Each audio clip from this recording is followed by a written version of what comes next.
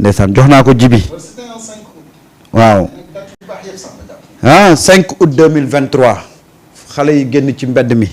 nga gis ni ñu barricadé woon taliba ngir aar ki nga xam ne moom mooy le guide de la révolution ces jeunes là tey qui sont dans l'anonymat on doit les recenser pour les décorer parce que ñii détermination bi ñu def période boobu courage bi ñu wone non Marieta Sénégal yàgg na am ay héros dañ leen dul wone rek billaay yàgg na am ay jàmbaar xaw ma ndax jibi jot na ci photo bi mais photo baa ngi nii mu wane na ko photo boobu daf maa yéem li waa ji di wax photo boobu daf maa yéem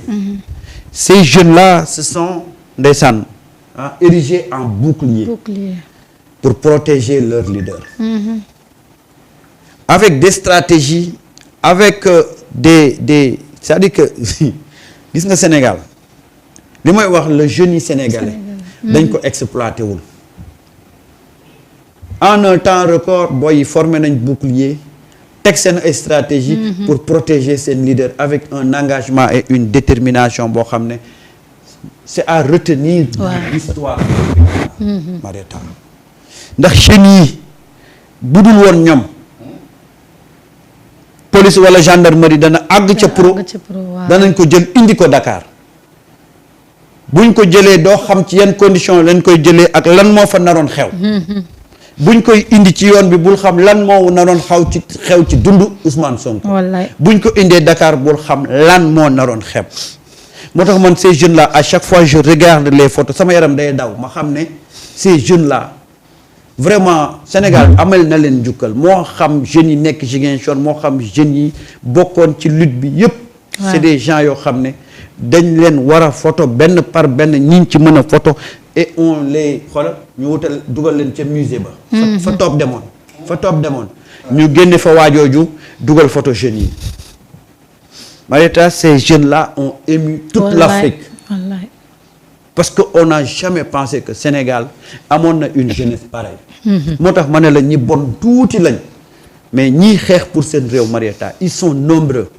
ñii soucié wu ci seen réew ils sont nombreux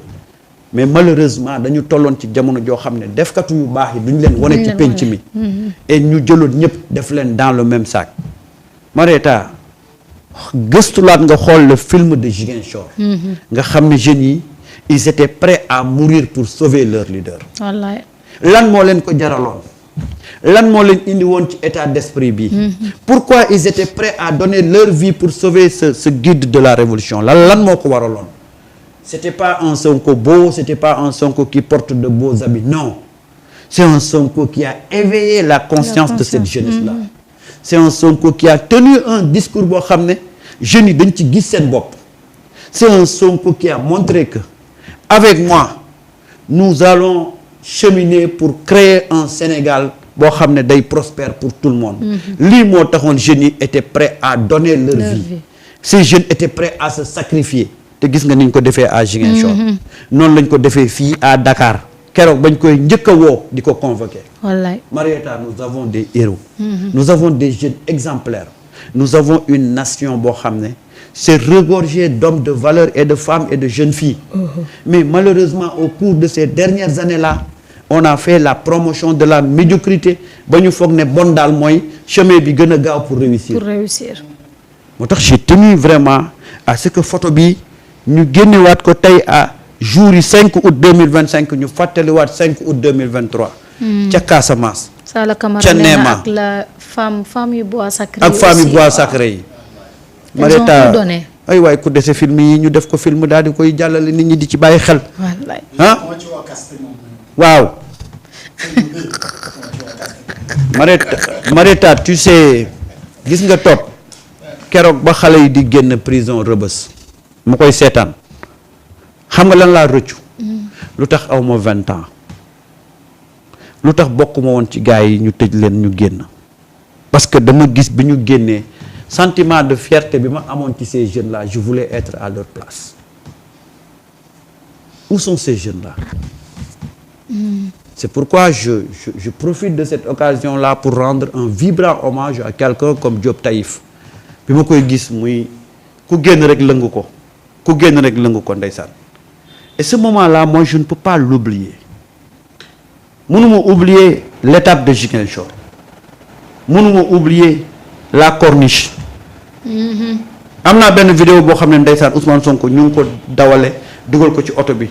muy génne muy simi dàll bi parce que xam naa xeer moo nekkoon ci bi daal mu ngi sol genre xaw ma vert yu def nii quoi mais quand tu regardes le parcours de cet homme-là avec ces jeunes qui l'ont accompagné, ces femmes, ces vieux, nga xam ne ñun ce qu'on a aujourd'hui on ne doit plus être diverti par les sujets accessoires. Marita, on doit tout le temps rappeler ces histoires-là pour que nit ñi xam ces valeureux fils du Sénégal là qui sont là et qui sont en train d'accompagner ce projet-là. Parce que ñun dañoo gaaw a jël révolution mettre ko aux oubliettes ba après nit ñi dañuy bruxlu dugg ci wuti histoire boo xam ne amuñu ko ci. Ces histoires dañ ko war a rappeler every time di ko rappeler pour que suñu jeunes yi am benn agenda am benn tableau de bord boo xam ne ci la ñuy sukkandiku xam ne l'amour de la patrie dafa am solo te dañ ko war a cultiver ci suñu jeunes yi. Malheureusement à force de ne pas en parler on risque d'en faire un fait divers. Avec aujourd'hui tey avec cette nouvelle génération là c'est un véritable tableau de bord c'est cette révolution là looloo leen ni may jom looloo leen ni may bëgg bu ñuy bëgg seen réew. nous n'avons pas fekkee wuñu histoire Lat Dior fekkee wuñu histoire Maba Diakhou fekkee wuñu histoire keneen ak keneen donc ce serait très difficile pour que ñu jël ko comme point de repère pour am ci orientation. mais lu ñu fekkee. Samba mu récent. xam nga résilience. ak combativité bi nga xamante ni. moom la cette jeunesse là nekkee woon. tey moom moo inspiré ñu bëri ñi nga xamante ni en Afrique. ñu ngi bëgg un changement. Absolument. Dans leur pays. Tout à fait. et xam nga lan mooy différence su Sénégal ak ces pays là nga xamante ni la jeunesse population bi ñu ngi soxla changement. et yàlla séddu leen un leader bu nga xamante ni moom mooy un guide bu mën a guider donc cette révolution pacifique. billahi révolution bu nga xam ne da nga koy teg ci ay idées ci xam-xam. ci vision si éclairer nit ñi fi nga xamante ni foofu la ñu jëm. woo ñëpp ci li nga xamante ni mooy seen intérêt. si ñu participer à ce combat là. Tout à fait. Voilà ce que Ousmane Sonko a fait dans ce pays et les gens se sont rendus compte à un moment donné que protéger ce monsieur là. c'est de protéger le Sénégal. Donc pour sauver le Sénégal il faut sauver ce monsieur là. et quasi totalité aux Sénégalais yi en tout cas se sont battus pour le protéger. et voilà aujourd'hui les résultats yi nga xamante ni moom la ñu am moo tax ces périodes là. les dates là yi nga xamante ni dañu marqué histoire. mais c'est bien de les rappeler ça. c'est important. que nit ñi xam ne un 5 août. ci benn année. au moment où lutte bi dafa métti woon trop Ousmane Sonko moom moo def stratégie.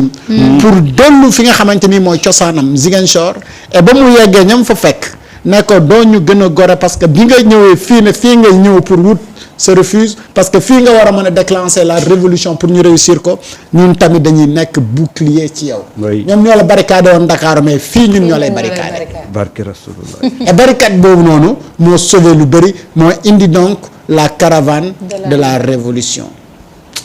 la caravane de la liberté. et cette caravane de la liberté là moo feeñal lu bëri lu nga xamante ni tey xam. yu lay moo ñu yóbbu ci liberté.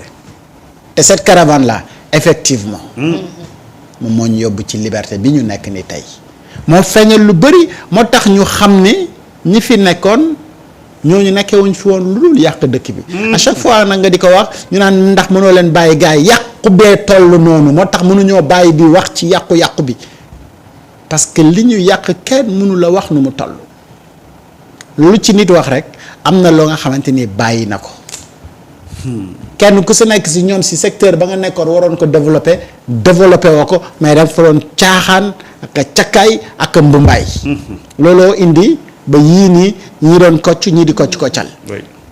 ñu transformer donc cette société là yàq ñi nga xamante ni dañu waroon a dem donc xale yu bëri bu mu bàyyee jàng mais c'est parce que condition de vie yi nga xamante ni moom moo amoon la. absolument da nga doon gis ko nga xamante ni c'était une fille brillante à l'école wala un jeune brillant à l'école mais dinañ fexe ba briser carrière am. parce que tout simplement ñu ngi ko doon gëmloo ne àdduna neneen la war a tëddee. billaay photo baa ngi ci nii. jamono jooju moom mu di dundee loolu. donc genre histoire yu mel nii yooyu la ñu war di rappeler que ce Sénégal là ñu xam ne ñi fi résister ba tax tey ñu am cette liberté là mais ñooñu dañ leen di gàcce ngalamal te kenn du fàtte benn acte bu nga xamante ni nit mos na ko def ay gàcce ngalamal yàlla xam na ko yow mi jàpp dat yu baax yi. non gis nga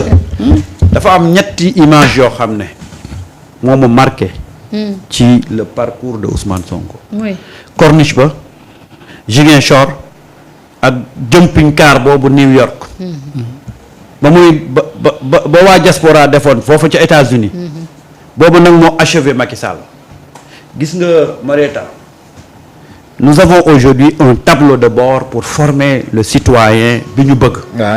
muy ce qui s'est passé de 2021 à 2023 cette révolution-là cette détermination-là des Sénégalais d'ici et d'ailleurs ça doit être un tableau de bord pour forger nos jeunes pour forger cette jeunesse-là Marieta Marieta li sëriñ réussirul woon li kilifa aada yi réussirul woon li professeur homme de public yi réussiroon on l'a réussi ci période boobu muy ñuy fàtte lépp lu ñu doon tàggale jublu ci li ñu boole mooy sauver ce Sénégal la da ngay ñëw ci mbooloo benn leitmotiv moo leen tax a jóg muy sauver le Sénégal accompagner Ousmane Sonko te ce Sénégal là la ñu doon wër pendant des années Sénégal boo xam ne dañuy départir de nos différences pour épouser li ñu lié aller vers un objectif commun benn politicien mosu ko réussir Ousmane l'a réussi tu voyais des mouvements yoo xam ne mënuloo xam kii jullit mënuloo xam kii catholique mënuloo xam kii tukkulóor mënuloo xam kii séeréer kii joolaa kii pël mënuloo xam kii géwél kii géer ñoom ñëpp benn fenn lañ bokkoon muy patriote ñoom ñëpp ñu doon woowee seen bopp patriote ñu jóg pendant 3 ans de lutte pendant 3 ans de sacrifice Marieta saa yoo demee ba dëgg ci nit et puis Marieta tu sais cette détermination là c'est à apprendre au niveau des écoles surtout Marieta tu avances des corps tombent et tu ne recules pas ku ne woon loolu mu ngi ci Sénégalais dañ naan la non c'est pas vrai parce que dañ doon am tendance di juger Sénégalais yi mais xamuñu woon Sénégalais yi nan nga mën a doon comprendre ces jeunes ñuy avancer ñuy rey ci ñoom ñuy continuer di avancer Marieta nan nga mës a gisee koo xam ne dañ ko dóor bal muy nàcc ñu gàddu ko mu ne est-ce que man lenn rek laa leen di ñaan fexe leen ba accompagner pour projet bi aboutir on l'a vu ci Sénégalais yi ñuy avancer ñu dóor ci jeune mu ne këlëb booy gàddu wuti fuñ koy évacuer ñeneen ñu continuer di le front ñu gis ko ci Sénégalais te pourtant dañ doon wax ne Sénégalais ñemewul coono Sénégalais ñemewul fitna waaye dañoo xamul woon ne Sénégalais bu jógee pour farata jaral na ko lu ne voilà ce qu'on doit apprendre aujourd'hui dans la société cette détermination cet engagement là pour un objectif bien déterminé loolu mindset boobu bu ko suñu jeunesse yi amee jubale ko ci plan de redressement jubale ko ci defar Sénégal ci agriculture bi ci industrie bi Marieta Sénégal day romb réew yu bari ci àdduna gis nga histoire dañ koy jël xool ko nan lañ koy travailler ba inculquer ko ces jeunes là pour ñu am ce mindset là Chine loolu la réussir avec histoire seen héros yi dañ ko jël jàngal ko seeni doom ba seeni doom ku ci nekk yaa ngi jàppee sa bopp benn Mao Zedong loolu moom moo am solo tey ci li ñu war a travailler comment faire de telle sorte que pendant un certain temps esprit bi animé woon les Sénégalais pour changer ce système là abnégation bi détermination bi engagement bi nan lañ koy def mu nekk ci suñu quotidien à travers tous les chantiers yi nga xam ne tey mooy interpeller le Sénégal loolu rek ci mun a moo ñu ci mun a génne am nañ génie bi am nañ expertise bi mais comment maintenant inculquer ce mindset là aux